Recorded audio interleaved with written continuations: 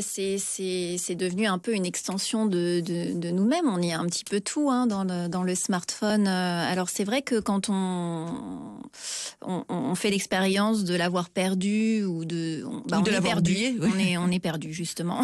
On est un peu désarmé. Oui, alors on peut parler d'une dépendance comportementale et d'une dépendance affective dans certains cas. À ce moment-là, c'est pas tellement l'écran le problème, c'est un peu l'arbre qui cache la forêt parce que ça va révéler des problèmes sous-jacents. Ça peut devenir un refuge chez certaines personnes, chez certains adolescents qui vont passer dans des temps d'exposition très importants. Et puis les contenus aussi qui vont changer. Oui.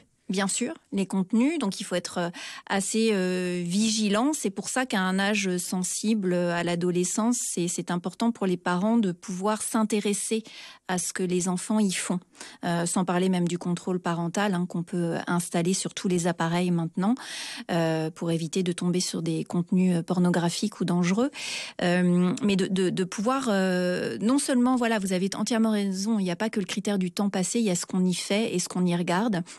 Donc c'est de pouvoir un petit peu voir comment ça se passe et il y a des signes indicateurs. Si un enfant reste trop longtemps enfermé dans sa chambre complètement sur un écran, c'est voilà, qui commence à être irritable, qui commence à ne plus vouloir dialoguer avec vous, qui commence à y avoir des conflits, des mensonges.